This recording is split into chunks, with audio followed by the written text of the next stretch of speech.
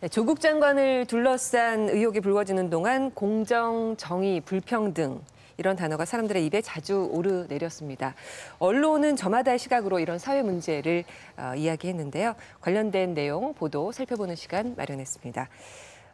서강대 사회학과 전상진 교수님 초대했습니다. 어서 오십시오. 안녕하세요. 네, 어서 오십시오. 왜 이렇게 정중하게 인사하세요, 최욱 씨는? 잘 아세요? 요새 저 신문 같은 데 좀 많이 나오시더라고요. 네.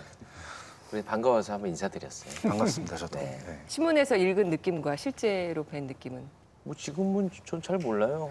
네, 이야기 좀 나눠봐야죠. 네. 오늘의 녹화 방향이 잘 될 것 같다는 생각. 잘 가야 됩니다. 네, 하루하루 전쟁터니까요. 네, 알겠습니다. 저희 프로그램은 좀 즐겨보시는지요? 예, 애청자고요. 또 이렇게 애청자로 맨날 있다가 이렇게 나와보니까 흥미롭고 재밌고 기대됩니다. 네, 처음부터 쭉 보셨어요? 아니면 중간에? 아마도 그랬던 것 같습니다. 무슨 특별한 이유가 있으셨는지? 아무래도 미디어에 대한 관심이 커질 수밖에 없겠죠. 특히나 많은 걸 해줄 수 있으라고 기대를 하는데 좀 미흡한 부분이 있지 않을까라고 하는 아쉬움도 좀 있기도 하고 또 기대가 생겼다 아쉬움도 생기고 어떤 그런 상황입니다. 네, 저희 프로그램 보시면서 이런 건 좀 아니다 싶은 점들을 좀. 구태여 뭐 출연진들에 대해서는 직접 인물 비평은 안 할 거고요. 최욱 씨를 모시면서 얘기하시네요.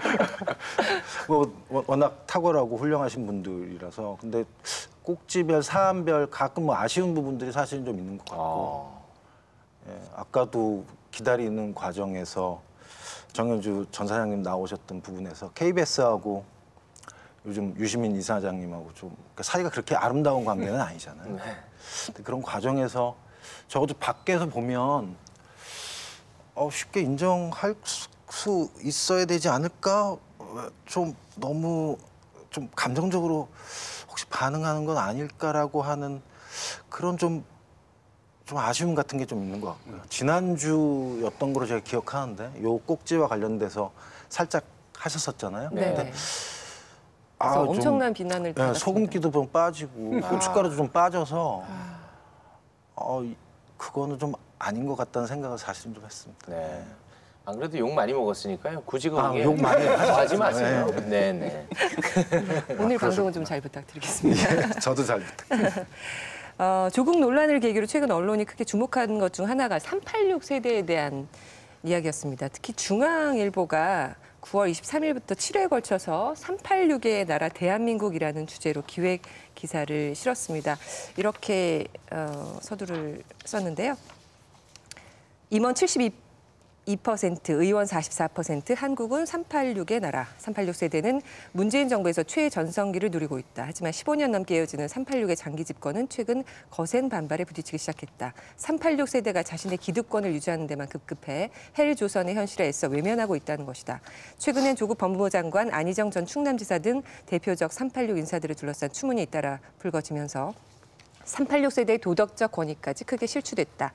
이제 한국 사회의 질적인 도약을 위해 386 세대 프레임을 극복하는 건 중요한 시대적 과제로 떠올랐다.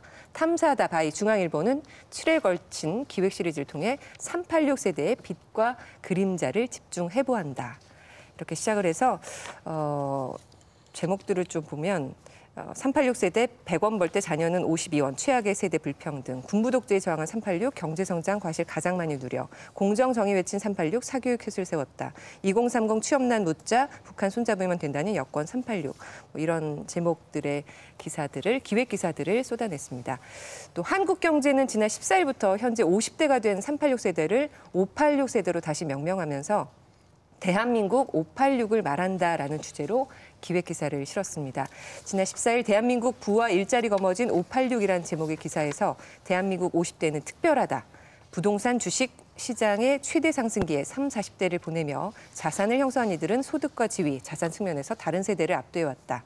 이들이 의도하든 의도하지 않았든 기득권화하면서 그 피해는 젊은 층이 떠안았다. 이런 주장을 폈습니다. 중앙일보, 한국경제 모두 기획기사를 통해서 386 세대를 강도 높게 비난을 했는데요. 일단 이 기사들 어떻게 보셨는지. 일단은 저처럼 어린 사람들은요. 안 어려요. 지금 40대 맞죠? 네. 좀 가만히 좀 계세요. 이 386 세대가 뭔지 잘 몰라요. 아 진짜로요? 그래서 요거를 좀 일단 설명을 좀 해주셔야 될 것 같은데. 아니 진짜 모른다니까요. 제 주변에도 386 세대가 뭔지 잘 모르던데. 그래도 전문가께서 당황스럽네. 정말 당황스럽네요. 좀 설명 좀 해주세요. 386 세대를 일컫는 말이 도대체 누구를 일컫는 말이에요? 80년대에 대학을 다녔던 60년대생을 일반적으로 얘기를 하고요. 아, 그러니까 30대. 30대인데 90년대 후반에 비로소 80년대에 대학생이었던 사람들이 학생운동을 열심히 하는 사람이 30대가 되었다. 그리고 이 사람들이 사회에 본격적으로 진출하게 되었다라고 하는 의미를 담아내고 있는 말이죠. 그래서 10년 주기로 앞에 글자가 변하는 경우도 있고요. 아, 근데 전 개인적으로는 아예 3자를 빼고 그냥 86세대로 부르는 게 적절하지 않을까라는 생각이 듭니다. 왜냐하면 모르신다 그러니까 제가 너무 강의식으로 가면 안 되는데 아니요, 진짜. 짧게만 하겠습니다. 네. 어쨌든 그 386에 비교하는 86에 비견되는 그 서구의 68세대라고 하는 게 있어요. 60년대 후반에 반권위주의적인 운동을 했던 양반들이 일컫는 말인데 68을 뒤집으면 86이 되잖아요. 네. 그러니까 진보적이라고 하는 측면에서 보게 되면 좀 비슷한 측면이 있어서 저는 개인적으로 68과 좀 비교할 수 있는 86을 쓰는 게 더 적절하지 않을까라는 생각을 하고 있습니다. 그러니까 동일 경험 집단인 거죠. 그러니까 그때 386이라는 게 왜 유행어가 됐냐면 우리 알다시피 컴퓨터를 386, 486, 586 이렇게 부르던 시절이 그랬었죠. 있어서 네. 귀에 쏙 들어오는 네이밍이 됐다고 보여집니다. 그러니까 나름 성공한 네이밍이죠. 지금까지도 유효한 네이밍이 됐다라고 보여지면. 근데 한편으로는 이 386 세대가 지금 전 교수님께서 말씀하신 거는 굉장히 같은 동일 경험 세대로서 일단 정치적인 어떤 경험을 굉장히 강조하셨다면 또 다른 방식으로 보자면 산업화 시대의 다음 세대로 볼 수도 있는 거고 여러 가지 내용이 있을 수 있다고 보는데 저는 일단 이 흐름에 있어서 어느 정도 세대론에 대한 유감은 좀 들어볼 만한 부석은 있다고 여겨집니다. 왜냐하면 이제 사회학 하시지만 수치적으로 봤을 때 386 세대가 굉장히 일찌감치 중심에 나선 거는 사실 맞거든요. 이를테면 제가 좀 찾아봤어요. 지금 저는 이제 70년대생에 걸쳐 여기 있으니까 386 세대가 있나요? 여기 예. 네. 그래서 제가 나이로는 그렇습니다. 네, 예. 나이로는. 근데 본인이 일단은- 386 세대로 생각하지는 않으시는 거예요? 근데 저는 기본적으로 이런 세대 명칭이라고 하는 걸 좀 요즘은 좀 스타일화됐다고 생각을 하거든요. 그러니까 집에 가면 잠옷을 입잖아요. 밖에 나오면 작업복을 입거나 아니면 평상복을 입죠. 본인이 원할 때 특정한 세대의 정체성을 끌어안는다라고 저는 생각을 하고 있어요. 그러니까 나이가 다 똑같다라고 해서 어떤 특정한 나이가 있다라고 해서 그 사람이 꼭 특정 세대에 속한다라고 하는 식의 얘기보다 네. 오히려 각각의 사람들의 정체성은 각각의 상황에 맞춰서 바꿀 수 있다라고 하는 좀 유연한 개념으로 저는 세대의 정체성이라고 하는 개념을 쓰고 있거든요. 아마도 이따가도 얘기가 될 것 같아요. 연령으로만 세대를 규정하는 방법이 있고 정체성을 통해서 규정하는 방법이 있는데 지금 우리가 보고 있는 여러 가지 기사들 그리고 학술적인 서적에서도 보면 연령과 정체성이라고 하는 걸 굉장히 혼용해서 쓰고 본인들이 원할 때 어떤 특정한 부분들을 끄집어내는 것이 있다라고 하는 걸 말씀드리고 싶었어요. 제가 조금 하던 얘기 마저 네네. 하자면, 그러니까 386 세대라고 얘기가 나왔을 때 그때 당시에 30대가 정치계에 대거 등장들을 하셨단 말이에요. 그래서 제가 지금 1970년대생 언저리 있는데 그래서 70년대생 정치인은 얼마나 되나 뒤져봤더니 정말 몇 명 안 되더라고요. 그래요? 네, 이제 그런 부분에서 어느 정도 386 세대가 일찌감치 중앙 무대에 등장해서 많은 권력 혹은 많은 것들을 누리고 있다라는 현상학적인 접근은 저는 가능하다고 봅니다. 가령 지금 여러 레포트들에서도 보여지면 뭐냐면 기업에서 이제 임원진들도 지금 이를테면 386 세대가 많고 여러 부분에서 그렇다라고 이제 수치를 얘기하고 있는데 저는 좀 여기서 눈여겨봐야 될 것은 이제 이 얘기가 왜 지금 나오냐는 얘기예요. 이 386 세대 내지는 586 세대 얘기가 좀 다른 방식으로 얘기하자면 리처드 리브스가 20대 80이라는 책을 썼는데 이제 미국 얘기입니다. 여기서는 이런 세대론으로 구분되는 게 아니라 산업화 시대 이후에 20%가 대개 이 권력과 정치 중심을 다 차지하고 있다고 얘기를 하고 있고요. 또 비슷한 얘기지만 그 로버트 버트넘은 우리 아이들에서 포드 세대 이후로는 그들이 또 가지고 있다. 무슨 말이냐면 이렇게 좀 장기 집권하는 세대가 어느 나라에나 좀 있다라는 겁니다. 근데 우리는 좀 공교롭게 제 표현에 의하자면 386세대, 현재 586세대들이 이런 부분에 좀 공교롭게 맞아 떨어졌다는 생각이 저는 좀 드는데 이 공교로움을 굉장히 그 어떤 맥락에 있어서 그들이 갖고 있는 어떤 일종의 독점력 이런 부분으로 해석을 하고 있는 거는 그 해석에 대해서는 굉장히 여지가 많은 그리고 저로서는 그 부분이 어느 일견 맞기도 하지만 너무 과대하게 해석하는 거는 좀 위험하고 한편으로는 지나치게 자의적인 부분이 있다라고 저는 좀 생각을 합니다. 저는 386이라는 말의 어원을 물어보셨기 때문에 제가 약간은 다른 정보로 말씀을 드리면 이게 90년대 후반에 등장한 개념이잖아요. 근데 정치적으로 진출한 것 이전에 사실은 등장을 했는데 여기 컴퓨터 명칭에서 온 게 맞거든요. 네. 근데 그 당시는 486이 이른바 스펙에서 유행하던 시절이에요. 그러니까 286 컴퓨터 386에 486으로 진전해 있었고 486을 그 당시 20대들이 잘 쓰던 시절이에요.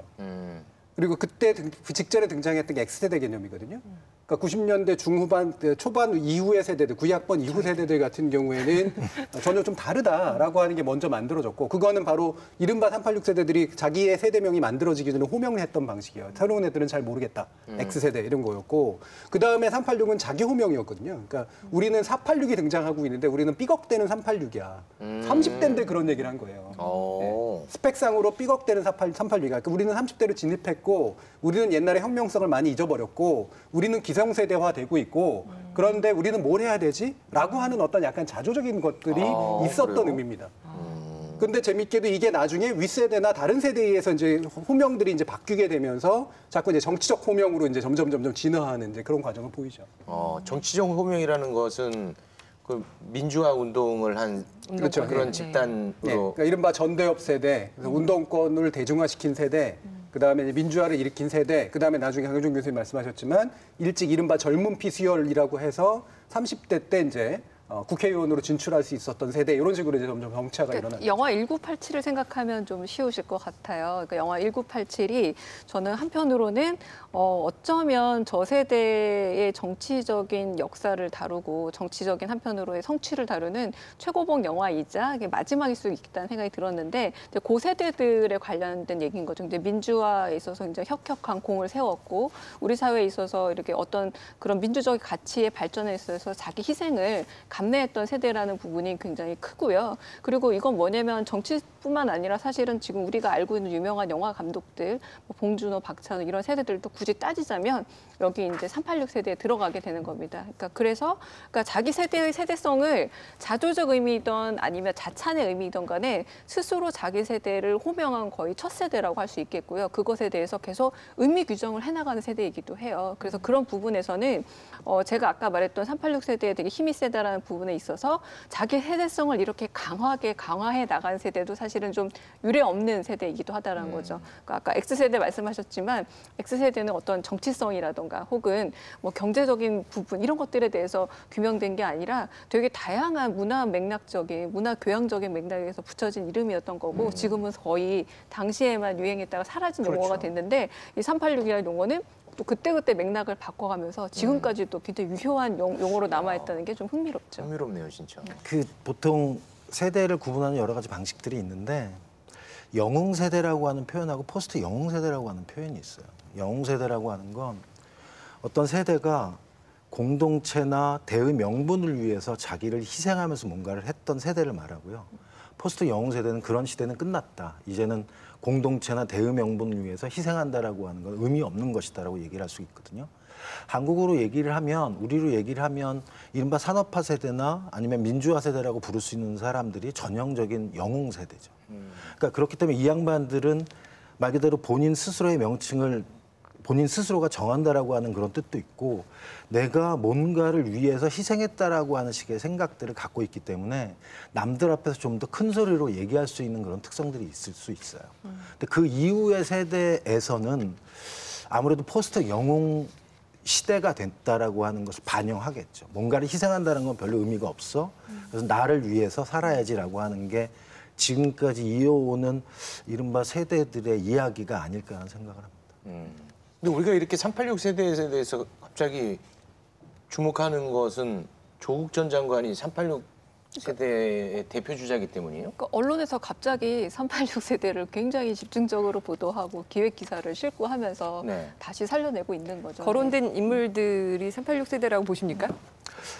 그러니까 결국 지금 386에 대해서 많이 얘기를 하면서 크게는 두 가지를 얘기하는 것 같아요. 하나는 정치권에 있는 386과 나이가 50대인 기업에 있는 사람들을 보통 얘기를 하는데 실질적으로 공격하고 싶은 사람은 제가 볼 때는 전자인 것 같아요. 정치권에 있는 386. 왜냐하면 현 정권을 386의 정권이라고 생각하는 사람들이 많거든요. 그리고 조국 씨는 우리가 알고 있듯이 386의 대표주자 중에 하나죠. 조국 씨의 운명이 결국은 현 정부에 대한 많은 사람들이 가지고 있는 선호를 반영할 수 있죠.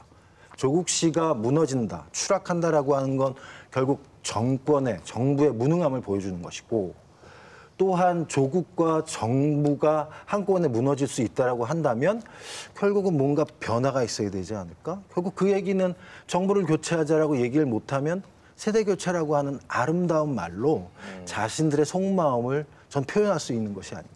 바로 그렇기 때문에 조국 사태라고 하는 이 방아쇠 때문에 뭔가 이 386 세대라고 하는 것과 관련된 이야기가 이렇게 풍성하게 된 것은 아닐까라는 생각을 전 개인적으로 하고 있습니다. 저는 이 기사에서 보면 386이 불평등의 치유자에서 불평등의 수혜자가 됐다. 이걸 이제 인용을 해서 싣고 있는데 여기서 중요한 거는 386이 아니라 이제 불평등이란 말을 강조하고 싶은 겁니다. 지금 리처드 이브스가 뭐라고 얘기하면 유리 바닥의 문제를 얘기하거든요. 이 유리 바닥이 뭐냐면 우리가 유리 천장 얘기하잖아요. 그러니까 여자들에게 유리 천장이 있다. 이런 식으로 뭔가 지위 상승을 할 때 위에서 가로막는 게 있다면 이 386 세대들 내지는 586 세대들이 유리 바닥을 만들어 놓고 못 올라오게 하고 있다라는 하고 싶은 거죠. 그렇다면 이 말에 가장 화가 날 세대는 누구일까요? 세대론을 따졌을 때. 지금 말하자면 취업도 하고 싶고 그리고 그렇죠. 상승을 하고 싶은 많은 사람들에게 이 부분의 이미지를 심어줘서 저는 이 세대 분석에 대한 얘기가 아니라 결국은 불평등의 굉장히 원흉으로서의 386 내지 586을 얘기하고 싶기 때문에 이런 세대론을 굉장히 긴 기획기사로 만들어낸 게 아닌가라고 저는 좀 분석합니다. 이게 386 세대가 신문이나 이런 언론에서 호명된 게 제가 볼 땐 거칠게 말하면 한 4번 정도가 있었어요. 첫 번째가 YSDJ 시기거든요. 그러니까 민주화 초기죠. 그때 이제 이른바 젊은 피, 아까 얘기했던 것처럼 젊은 피로서의 386이 호명이 됐거든요. 그때는 사실은 잘 모르겠는 애들이, 운동권이었던 애들이 기성세대화 되어가네, 기성정치인화 되어가네 정도의 의미였었어요. 제일 많이 공격이 받았던 게 노무현 정부 시절입니다. 지금 안희정 지사라든가 이런 분들이 이제 바로 그럴 때 나타나는데 노무현 정부 때가 현재하고 되게 유사한 양상을 보여요. 이를테면 노무현 정부를 아마추어 운동권 정부로 공격하기 위해서 이제 386이 호명이 돼요. 그러다가 이명박 정부 때는 어떠냐면 이제 자기네들이 이제 보수니까 이 보수인데 보면은 젊은 층에 대한 기반이 없단 말이에요. 젊은 층 기반을 새로 만들기 위해서 386은 이미 젊지 않아라고 하는 쪽으로 이제 돌려버리고 새로운 젊은 층을 호명하려고 하는 방식으로 가고요. 문재인 정부 들어선 사실은 여러분들이 까먹고 있는지 모르겠지만 임종석 씨가 비서실장일 때 이미 한 번 호명이 됐었어요. 이른바 NL, 뭐 전대협, 친북파 정부 이들이 비서실장으로 장악하고 있어 이런 식의 가짜뉴스 되게 나오고 그러면서 이미 한 번 호명이 됐는데 이게 사라졌거든요.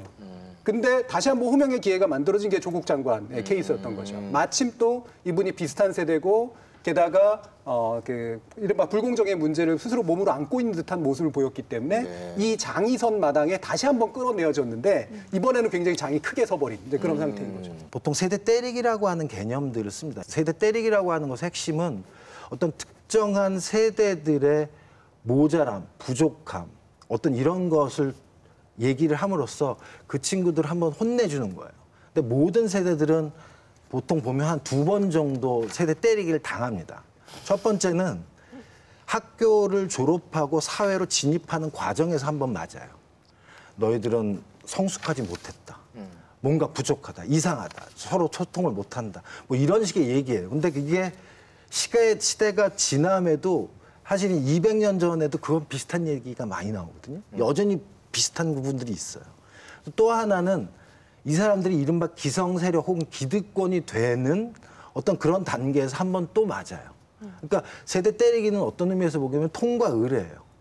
그러니까 모든 사람들이 다 그것을 최욱 씨도 앞으로 한 10년 정도 있으면 그 나이 때, 그 세대 때리기를 할 겁니다. 근데 어쨌든 그 얘기는 뭐냐면 사회 문제가 굉장히 복잡해요. 근데 사회 문제가 복잡한데 이것의 원인들을 찾기가 사실 쉽지가 않아요. 구조적인 원인들은 혼자 오지 않습니다. 이를테면 계급과 같은 사회 불평등이라고 하는 측면도 있고 젠더라고 하는 이슈도 있고 또한 경제 구조라고 하는 게 요즘은 세계화, 지구화가 됐잖아요. 아주 남마처럼 얽혀 있어요. 그러면 본인들이 느끼는 고통이 있잖아요. 그 고통의 원인들을 내 눈앞에 좀 보여줬으면 좋겠는데 이거를 잘 하기가 힘들어요. 그럴 때 세대 때리기가 각광을 받습니다. 왜냐하면 눈으로 보이거든요. 누군가 나이가 어리든 나이가 어려서 이 친구들은 우리의 문명을 망가뜨릴 거야. 나이가 많든 나이가 많으면 이 친구는 탐욕스러워서 우리들이 그나마 가지고 있는 제한된 자원이나 재원들을 다 스스로가 탐욕스럽게 먹어치우고 죽어버릴 거야. 뭐 이런 식의 얘기인 거죠. 결국 세대 때리기라고 하는 건 매스미디어가 특히나 사랑하는 어떤 그런 주제죠. 또한 정치권에서 매우 사랑하는 주제이기도 해요. 왜냐하면 우리들이 생각하는 문제의 원인을 특정 세대로 불러냄으로써 그들에게 모든 책임을 전가할 수 있다라고 하는 측면에서 그렇다는 거죠. 주는 게 중앙일보의 경우에 9월 24일 낸 집값 상승 혜택본 386 정규직 노조도 주축. 전 이거라고 봐요. 정규직 노조하고 집값 상승 혜택과 386이 어떻게 연결되는 걸까? 제목 안에 다 우겨 넣었잖아요. 그죠? 뭐 내용 보면 이제 뭔가 우겨 넣은 어떤 티가 나는데 이거하고 연관된 것들이 뭐 공정 정의 외친 386 사교육 캐슬 세웠다. 그다음에 현대차 노조원 절반이 50대 청년기에 박탈한 일자리 캐슬 이런 식으로 막 여러 가지 연결시키고 있는 모습들이 한국경제에서 중앙일보 사이에 보이거든요. 자, 이거를 단순화시키면 이렇습니다. 부동산과 자산 문제, 노동과 취업 문제, 그다음에 교육 문제예요. 현대 지금의 정부, 문재인 정부가 내세운 정책 가운데 가장 반대파에 의해서 많은 논란을 불러일으키고 있는 그런 식의 정책들이죠. 이 부분을 386하고 다 끼워서 연결시키는 거예요. 결국은 386이 만든 틀이고 386이 가장 혜택받다. 이렇게 얘기를 하는 겁니다. 그래서 아까 세대 때리라고 했는데 결국에는 20대를 동원하기 위한 거예요. 제가 볼 때는. 20대를 어떻게 동원했느냐. 첫 번째 가능성을 본 게 동계올림픽 때 바로 이제 그 공동 팀 구성, 북한하고의 구성 문제에서 20대들이 뭔가 안 좋게 반응하고 있다는 게 보였습니다. 네. 세대 갈등의 축이 보였죠. 네. 그러다가 페미니즘과 미투 문제가 나왔어요. 이거는 언뜻 보면 성별 갈등으로 표현되지만 핵심은 거기에 가장 저항한 게 20대 남성층이에요. 네. 결국 20대 남성을 주축으로 한 이 세력들이 현재 386으로 대표되는 부동산과 그다음에 노동과 교육 문제로 대표되는 이들의 어떤 것들의 정책의 개혁성을 반대로 뒤집어서 결국 20대들의 불만이 이쪽으로 향하게 만들어야겠다라고 만든 어떤 정치적인 목적들이 깔려있지 않으면 불가능한 정도의 기획기사라는 겁니다. 결국은 386 때리기라고 하는 건 개혁성을 때리는 거고 그 개혁성의 모순성을 밝히려고 하는 거고 그럼으로써 20대를 동원해서 자신들의 어떤 정치적 동원의 기제로 삼으려고 하는 그런 의도 이런 게 이제 바탕에 깔려있다고 보는 거죠. 결국 얘기하고 싶은 거는 이제 보수 언론들이 그 뒤에 이런 기사들을 쏟아냅니다. 386 세대가 장악한 정부가 청년층에 피해를 주는 정책을 쏟아내고 있다. 이런 비판 기사들을 내는데요. 중앙일보 9월 26일 386 컴퓨터 AI 못 돌려 유통기한 다가온 386이라는 제목의 기사에서 최근 386 세대가 80년대 사고방식에 갇혀 있어 달라진 시대상을 쫓아가지 못한다는 비판이 많아졌다. 특히 문재인 정부에서 정책 결정에 큰 영향력을 행사하는 여권의 386 인사들이 도마에 올랐다. 실제로 소득주도 성장, 최저임금 인상, 52시간 근무제, 대일 강경 외교, 남북 평화 경제 구상 등 문재인 정부의 주요 정책 가운데 386 세대 가치관이 반영되지 않은 건 찾기가 어려울 정도다. 80년대 대학가를 풍미했던 민족 지상주의와 재벌 시장 성장은 악, 노조 정부 규제, 분배는 선 등의 도식이 투영돼 있다. 이렇게 썼고요. 조선일보는 8월 22일 장 차관 청수석 3분의 2 장악한 386 정부, 미래 세대 등치는 정책 쏟아낸다. 이런 칼럼을 냈습니다. 문재인 정부의 경제 정책은 청년 세대 이해와 충돌한 측면이 많다. 청년 수당 같은 사탕 발림 정책도 있지만 문재인 케어, 기초연금, 공무원 증원 같은 굵직굵직한 복지, 일자리 정책들은 미래 세대의 부담을 떠넘기는 형태로 추진되고 있기 때문이다. 동아일보 8월 22일 조국은 문재인의 최순실이 될 것인가라는 김순덕 칼럼에서 운동에 빠져 공부는 팽개쳤던 이들의 시대착오적 정책 탓에 386 세대의 자녀들인 청년층은 피해를 뒤집어 쓰고 있다. 신입사원 채용기를 막아버린 비정규직 제로 정책이 대표적이다. 최저임금을 무리하게 올린 소득주도 성장 때문에 알바생 학비 마련길이 막히고 있다. 강남 아파트값 잡는다며 대출을 막아버려 젊은 부부들은 조국처럼 몇십억 현찰을 쥐고 있지 않는 한 새 아파트 구경도 못할 판이다. 이런 내용들을 쏟아냈습니다. 이 얘기를 하고 싶었던 거죠. 그렇죠. 그러니까 지금 보면요, 중앙일보 그리고 동아일보, 뭐 조선일보에서 다 그렇습니다만, 약간 예를 들면 이런 겁니다. 실제로 소득 주도 성장, 최저임금 인상, 52시간 근무제, 대일 강경 외교, 남북 평화 경제 구상 이런 것들 때문에 지금 김순덕 칼럼으로 넘어가면은 국민이 살기 좋은 나라가 아니라 엉망이 되고 있다는 얘기를 거의 비슷하게 하고 있는데, 이거는 첫 번째 물어봐야 될 거는 산업화 세대, 우리가 정치적으로 따지면 1960년 4.19 세대가 이걸 했었더라면 지금 안 해도 되는 문제들입니다. 다. 무슨 말이냐면 이런 공정성의 문제들을 우리가 계속해서 차일피일 미루고 이거보다는 먼저 성장이 먼저야, 산업화가 먼저야라고 하다 보니 이제서야 최저임금 얘기하고 이제서야 52시간 근무제를 얘기하고 있는 이 형편은 전혀 얘기하지 않고 마치 위에 세대들 모두 다 잘해놨는데 갑자기 386 세대들이 정치적인 입지를 마련해서 갑자기 끌어낸 것처럼 이렇게 얘기 쓰고 있는데, 이건 진짜 맥락 일부러 맥락을 오독하고 있다고 보여지고요. 이거 맞지도 않을 뿐만 아니라 가령 김순덕 컬럼에서 강남 아파트값 잡는다면 대출을 막아버려, 젊은 부부들은 이렇게 아파트도 못 구한다 얘기했는데, 그럼 지금까지 강남 아파트값 왜 안 잡으셨습니까? 라고 이전 세대들에게 묻는 건 왜 생략하냐는 거죠. 이 자체가 이 세대들을 호명하고 그리고 맥락 속에 놓아서 비판하는 것 자체가 굉장히 자의적으로 행해지고 있다는 거고, 역사적 맥락에 있어서의 문제도 돌아보지 않는다는 것. 가장 제가 좀 분노할 수밖에 없는 부분은 가령 대일 강경 외국 문제에 대해서 이렇게 얘기할 수 있느냐는 겁니다. 이전에 그런 일이 없었다면 대일 강경 외국까지 올 필요가 있었을까? 이런 질문들은 다 생략한 채 그냥 논조에 맞게 비판하고 싶기 때문에 386을 자의적으로 갖다 쓰는 그런 기사들이라고 할 수 있겠습니다. 그러니까 저는 그 얘기는 좀 하고 싶어요. 아까 좀 그러니까 세대론을 이른바 정치적으로 활용하는 여러 가지 방식이 있는데 크게 두 가지로 나눌 수 있다라고 하는 걸 얘기를 하고 싶고요. 하나는 자신의 지지층을 결집시키는 그런 측면이 있죠. 이를테면 386을 만약에 비판한다 그러면 386을 비판함으로써 본인들의 예전부터의 지지층을 좀 더 결집시킬 수 있어요. 또 다른 하나는 새로운 말 그대로 표밭을 일구려고 하는 그런 측면들이 있어요. 아까 얘기를 했던 것처럼 20대 청년을 중심으로서 이 친구들을 새롭게 우리들의 편을 만들겠다라고 하는 지지자를 모으려고 하는 세대를 다루는 방법이 있고요. 또 다른 하나는 비난을 남들에게 하기 위한, 결국 그 얘기는 뭐냐면 사실은 지금 우리가 얘기하는 여러 가지 문제들, 소득주도 성장이랄지 아니면 최저임금이랄지 집값이랄지 교육이랄지 어떤 이런 여러 가지 문제들은 특정 세대들에게 책임을 묻기에는 제가 보기에는 좀 아닌 문제인 것 같아요. 이건 구조적인 문제이고 굉장히 오래된 문제라고 하는 것이거든요. 근데 이것의 책임을 특정 세대에게 몰아주면 자신의 책임이 줄어든다라고 하는 그런 측면에서 결국은 비난을 남들에게 전가함으로써 본인은 깨끗한 사람이야, 나는 대단한 사람이야, 아니면 나는 떳떳한 사람이야 라고 하는 식의 이야기를 할 수 있도록 만든다라고 하는 거죠. 결국 이러한 세대론이라고 하는 건 결국은 전 이렇게 말씀을 드리고 싶어요. 그러니까 사실은 이를테면 최욱 씨한테 제가 이렇게 질문할 수 있죠. 당신은 어떤 세대이신가요?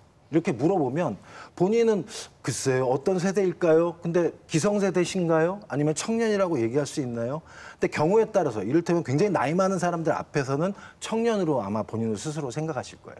젊은 사람들 앞에서는 본인 스스로가 기성세대라고 생각하실 수 있을 것 같아요. 즉 우리 각각은 그때의 상황에 맞춰서 이 세대에서 속할 수 있고 저 세대에서 속할 수 있다라고 하는 거예요. 어떤 사람들을 세대로 이름 짓는다라고 하는 건 누구나 속하지만 아무도 속하지 않을 수 있어요. 즉 이 세대라고 하는 개념이 워낙 신축성이 뛰어나다라고 하는 거예요.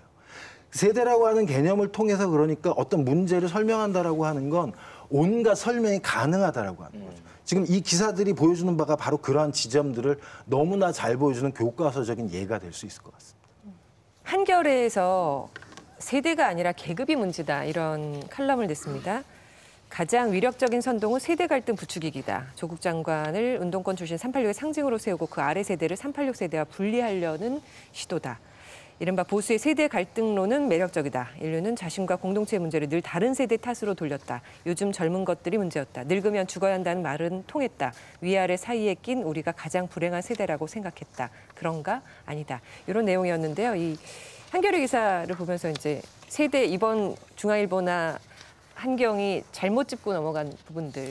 실은 기획기사 하면은 사실 들여다보고 뭔가 배우고 이럴 점들이 있어야 되는데 사실 빛과 그림자가 아니라 완전히 의도된 내용들만 쏟아냈거든요. 거기에 대한 이야기 좀 부탁드릴까요? 지난 정권에는 우리 알다시피 정말 연세 많으신 분들이 주요 자리에 있기도 하고 그래서 김기춘 비서실장이 아주 대표적이지만 그때는 많은 언론에서 어떤 얘기들이 있었냐면 너희 늙어봤냐? 나는 젊어봤다. 저는 그 캐치프레이즈가 생각날 정도예요. 그러니까 이 세대론이라는 걸 그때그때 그냥 필요한 순간에 쓰게 되면 굉장히 중요한 지표로서의 역할을 하지 못하게 된다라고 생각이 들고 세대 문제는 굉장히 중요하죠. 그리고 지금 여기서 말씀하고 있는 것처럼 세대 문제가 아니라 계급이 문제라고 했을 때 다양한 입장에서 둘러보는 거 좋지만 이런 것들을 그때그때 맞춰서 필요한 방식으로 인용하는 거는 굉장히 도움이 안 되고 또 위험한 방식이라고 여겨집니다. 네. 세대 프레임의 위험성에 대해서 좀 짚어주실까요, 정 교수님? 세대 프레임의 위험성이라고 하는 건 이를테면 이런 거죠. 우리가 오늘 살펴봤던 모든 기사에서 그런 부분들이 많이 나타나요. 이를테면 50대 386 세대가 엄청나게 많은 부를 축적했다. 그래서 청년들을 등친다라고 얘기를 하잖아요. 근데 50대 자녀들은 몇 살이죠? 20대거든요. 청년이에요. 그러니까 그 사람들은 잘 살잖아요. 요즘 수저계급론이라고 하는 일상적인 용어가 이렇게 유행을 타는 이유는 결국은 많은 사람들이 어려운 얘기를 쓰지 않더라도 결국 중요한 건 부모가 스펙이다. 즉 계급 혹은 계층이라고 하는 것이 잘 재생산 혹은 승계 혹은 세습되고 있다라고 하는 부분에 대해서 많은 사람들이 생각을 하는 거거든요. 결국 세대론이라고 하는 것이 갖고 있는 나름대로의 중요한 점이 있긴 있지만 그것이 갖는 나름의 한계는 뭐냐면 부모가 있으면 자녀가 있고 부모가 50대고 기성세대고 기득권이라고 그러면 그 사람들의 자녀도 역시 그럴 수 있다라고 하는 부분인 거거든요. 근데 그렇지 못한 사람들, 그러니까 50대 혹은 386에 속하는 사람이라고 했었던 사람이라도 기득권 세력에 속하지 못하면 이 기사들이 엄청 쏟아내는 것처럼 잘 살지 못해요. 제가 알고 있는 친구들도 보면 그렇지 못한 사람들이 굉장히 많아요. 결국 그 얘기는 뭐냐면 386이라고 해서 다 사는 거 아니고 386이라고 해서 다 기득권이 아니며 50대라고 해서 모든 걸 취하는 말 그대로 탐욕스러운 사람이 아니다라고 하는 것이 핵심이죠. 결국 중요한 건 그 사람들의 자녀가 어떤 사람이냐. 결국 그 얘기는 계급이라고 하는 거죠. 계급이라고 하는 건 가족 세대라고 하는 측면에서 부모와 자녀가 하나의 편을 이룬다라고 하는 거잖아요. 근데 보통 세대는 이렇게 나이로 잘라요. 수평적으로 잘라요. 50대가 한 팀, 20대가 한 팀. 근데 계급이라고 하는 건 가족이라고 하는 측면에서 부모와 자녀가 한 팀인 거잖아요.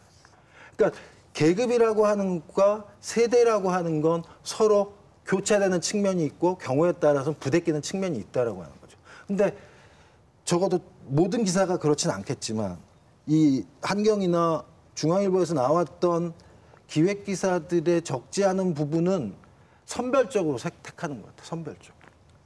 마치 계급이라고 하는 건 없으며 재생산되고 세습되고 대물림이라고 하는 부분에 대해서는 별로 생각을 안 하면서 50대나 386이라고 하는 사람들만 부각시키려고 하는 그런 점들이 저로서는 굉장히 기사를 읽으면서 불편하게 만들었던 이걸로 따지면은 부모와 자식이 싸워야 되는 다른 편이 되는. 그렇죠. 그렇게 마치 되구나. 부모가 많이 먹으면 자녀의 것이 뺏긴다라든가.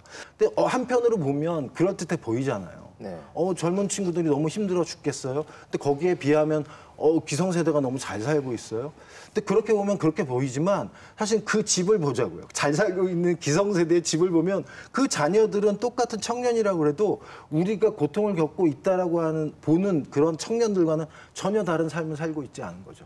20대라고 다 똑같진 않다. 결국 중요한 건 나이도 중요하겠지만 계급이라고 하는 것도 함께 중요하다라고 하는 바로 그 부분이 좀 부각됐으면 좋겠다는 생각입니다. 그래서 사실은 세대라는 말은 과학적 연구에서는 그다지 즐겨 쓰는 부분이 아니고 저널리즘이나 비즈니스에서 많이 사용을 합니다. 뭐 X세대라는 말이니 뭐니 무슨 Y세대니 W세대니 이런 것들은 다 뭐냐면 그냥 시류를 특정 트렌드로 잡아가지고 어떤 돈을 만드는 일로 바꾸기 위해서 사용하는 되게 문화적 용어들인 경우들이 되게 많고 그걸 저널리즘이 즐겨 쓰거든요. 근데 이거를 만약에 중요한 의미 있는 사회학적 분석을 하기 위해서 세대를 쓴다? 그러면 이른바 이제 코호트라든가 뭐 이런 개념을 쓸 때는 있죠. 그러니까 비슷한 종류의 어떤 경험을 공유할 수밖에 없는 집단, 같이 움직이는 집단. 사실 그 의미는 특정 역사의 한계를 그냥 같이 공유한 사람들이에요. 60년대니까 할 수밖에 없었던 거, 70년대니까 할 수밖에 없었던 거지. A라는 코호트와 B라는 코호트가 서로 경쟁하고 갈등하고 뭐 사회 모순을 설명하는 데 있어서는 그 개념을 쓰기가 굉장히 어렵던 거죠. 그러니까 기타의 인구 통계학적인 개념들, 예를 들면 계급이나 계층이나 성별이나 학력이나 이런 것들의 설명력이 훨씬 더 높기 때문에 연령에는 반드시 이것을 더해서 설명을 해야 제대로 된 분석이 나올 수가 있는 것인데 나머지를 싹 다 제거한 채 마치 연령, 그것도 특정 세대를 통해 가지고 나머지를 설명할 수 있다? 말도 안 되는 단순하죠. 계급 얘기가 나왔는데 이제 세대 갈등만큼이나 주목한 것, 언론이 이제 무너진 계급 사다리였습니다. 특히 경향신문이 이런 기획 기사를 통해서 문제 제기를 했는데요. 90년대생 불평등 보고서 지난달 17일부터 3회에 걸쳐서 기획 기사를 냈습니다. 경향신문 9월 17일 스펙 안에 계급이 있다라는 기사에서 불평등은 익숙해 낡아 보이는 말이다. 동시에 청년들 삶에서 여전히 작용하는 현실이다. 조국 법무부 장관 검증 정국은 불평등이 대물림되는 계급 문제를 꺼내놓았다.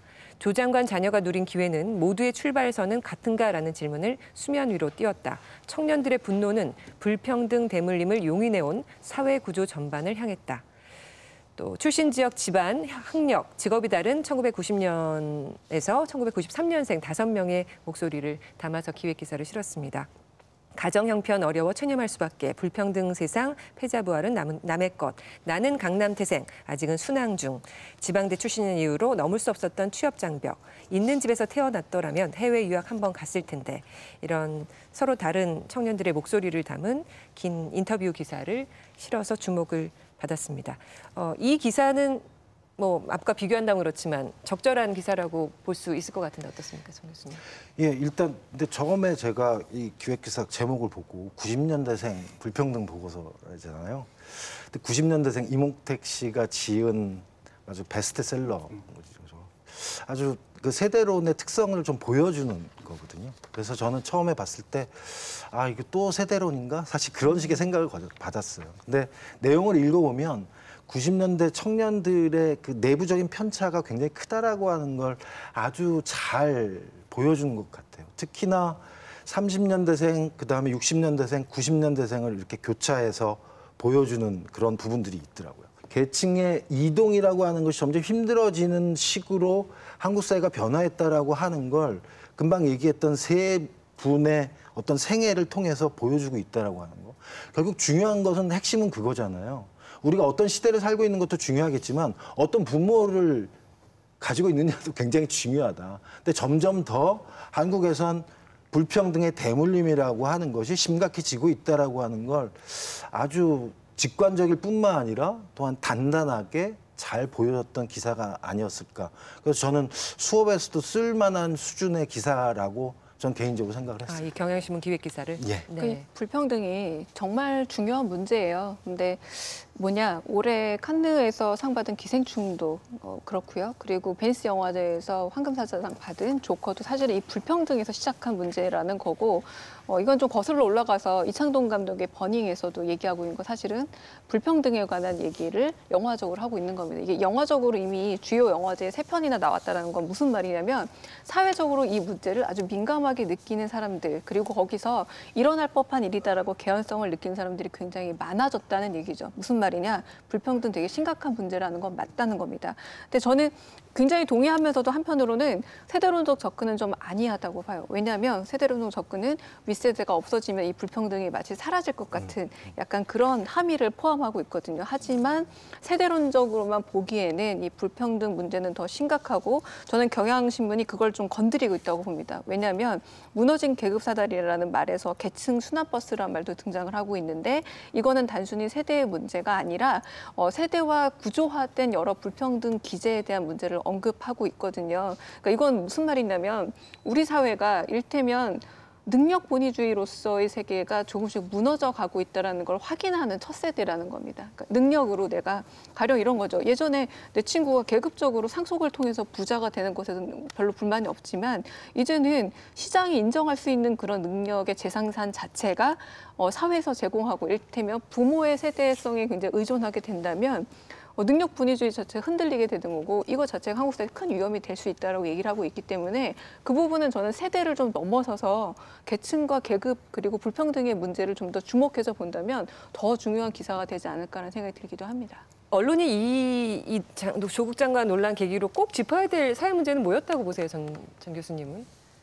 근데 그거는 제가 이렇게 특별히 얘기할 게 없어요. 그러니까 저 스스로도 사실은 좀 이 사안에 대해서 좀 몰입을 한 그런 측면이 있어서 저 스스로를 자꾸 되돌아보게 되더라고요. 그래서 뭔가 이 부분에 대해서 이렇게 딱 부러지게 얘기할 수 있는 건 사실은 없을 것 같고요. 다만 한 가지 이 부분은 저는 좀 뭔가 이것이 본질입니다라고 얘기하기보다 저 스스로를 좀 되돌아보게 했다고 해야 될까? 일종의 이른바 진보 지식인의 위선이라고 하는 부분과 관련돼서 저는 굉장히 많은 고민들이 사실 있어야 될 것 같아요. 그러니까 공적인 장이나 외부에서는 이렇게 살아야 합니다라고 하는 식의 얘기들을 막 하잖아요. 근데 본인들 스스로의 삶이 꼭 그러한 궤적을 따르지 않는다라고 하는 괴리가 사실은 있는 거거든요. 그러니까 그 괴리에 대한 경우에 따른 정당화를 시켜야 되기도 하고요. 경우에 따른 숨겨야 될지도 잘 모르겠어요. 근데 이러한 부분에 대한 나름대로의 대처 방식 없이 사람들이 좋아하는 말 그대로 새끈한 이야기들을 막 한다라고 하는 것 자체에 대해서 사실 우리들이 좀 더 고민을 해봐야 되지 않을까. 그러니까 저는 이번에 세대 및 계급 문제에 있어서 이거 하나만큼은 놓치지 않고 사회적 공론화가 더 되고 얘기돼야 되는 부분은 교육 제도의 자본화 과정이라는 겁니다. 원래 부모는 명사인데 한국에서는 동사입니다. 무슨 말이냐? 중상류층은 부모합니다. 부모 행위를 해요. 그러니까 학원을 알아봐 주고요.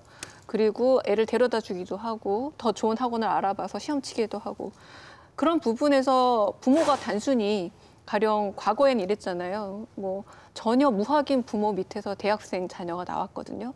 학원 이런 거 전혀 몰랐던 부모 하다를 하시지 못했던 분들에게 더 나은 자식 세대들의 교육 환경이 부여됐다면 지금 이 부분에서 많은 분들이 고민하고 있는 건 사실이기 때문에 그리고 놀라고 또 굉장히 어떤 부분에서 분노하고 있는 것도 사실이기 때문에 이 얘기들을 단순히 여기서 멈추고 어떤 세대에 대한 표적을 삼아서 공격하는 게 아니라 한국에서의 부모하다라는 이 말에 대해서 교육제도 차원에서의 돌봄이라던가 교육제도 차원에서의 돌아봄이 결국 그 능력본위 사회의 장점을 어떤 식으로 유지할 것인가에 대한 문제로 확장되어야 되지 않을까라고 저는 생각을 합니다.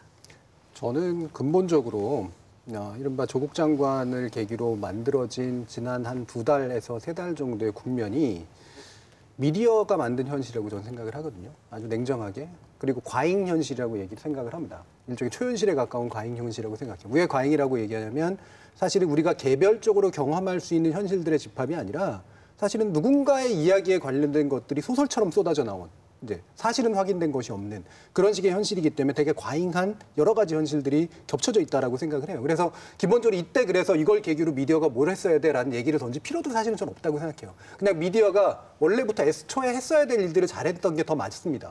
예를 들면 우리나라에 있어서 뭐 취업 문제라든가 이런 게 있으면 경제 정책의 문제가 있으면 대북 정책의 문제가 있으면 얼마 전까지 우리가 논의했던 것처럼 한일 관계의 문제가 있으면 그 문제들을 계속해서 잘 다뤄 나갔으면 됐을 문제라고 봐요.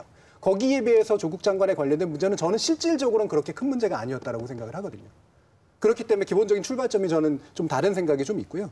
그럼에도 불구하고 그러면 어떤 것들을 다뤘어야 되느냐. 여기서 한 가지 조심해야 되는 게 저는 조국 장관의 계기로 이게 터져 나왔으니까 마치 이 불만이 한 가지 결로 있다라고 착각하거나 오도하면 안 된다고 생각을 합니다. 이건 불만이지 한 가지 이유에서 나온 게 아니에요. 이른바 공정에 대한 불공정, 뭐 평등에 대한 불평등이라고 하는 거로 나온 게 아니라 온갖 종류의 불만들이 한꺼번에 나온 겁니다. 여러분들 예를 들면 광화문 집회 가보세요. 거기에 터져 나오는 구호들은 한 가지 구호들이 아니에요. 절대로 아닙니다. 굉장히 이상한 여러 가지 것들이 다 모아집니다. 서초동 집회는 그나마 검찰 개혁이라고 하는 거로 모아지고 있지만 광화문 집회 가보시면 상당수의 인구가 뭐 어떤 얘기를 하느냐? 전혀 한 가지의 결을 깰 수 없는 것으로 이야기를 하고 있어요.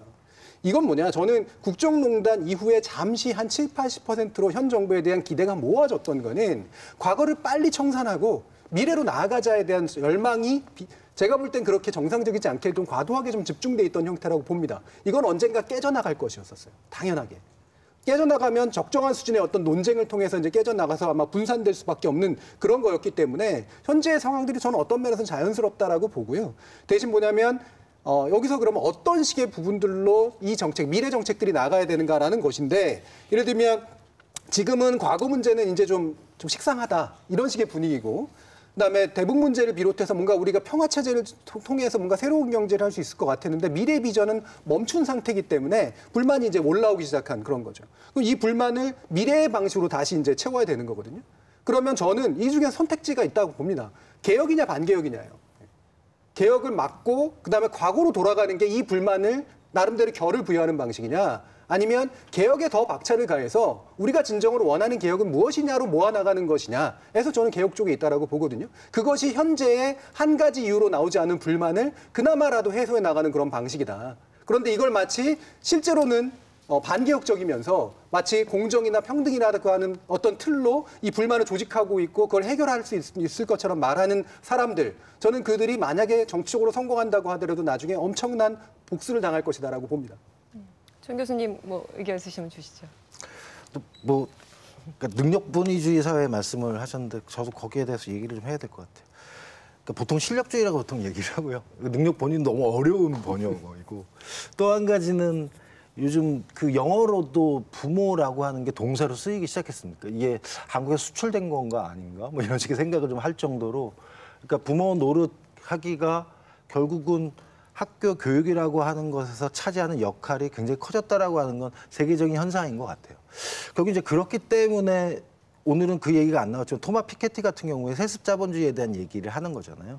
그러니까 자본주의라고 하는 건 크게 두 가지 방식으로 말 그대로 대물림을 하게 되는데 하나는 경제적 자산의 대물림, 또 다른 하나는 문화적 자산의 대물림이거든요. 특히나 학위 같은 거.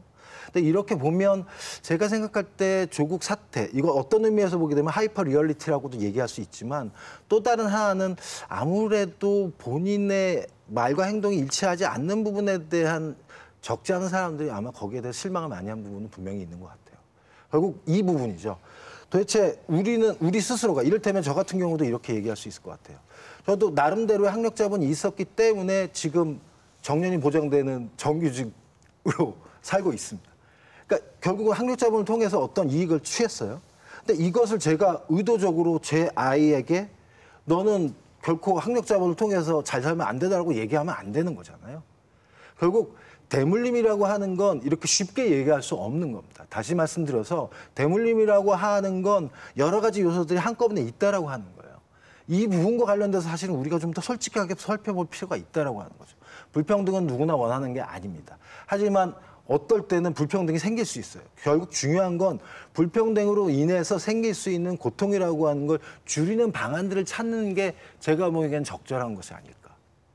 바로 그런 의미에서 조국 사태 본질에 저는 여러 가지 요인들이 있을 것 같아요. 근데 제가 사회학자이고 그리고 나름 교육 문제에 대한 관심이 있는 저로서는 이렇게 얘기를 하고 싶어요.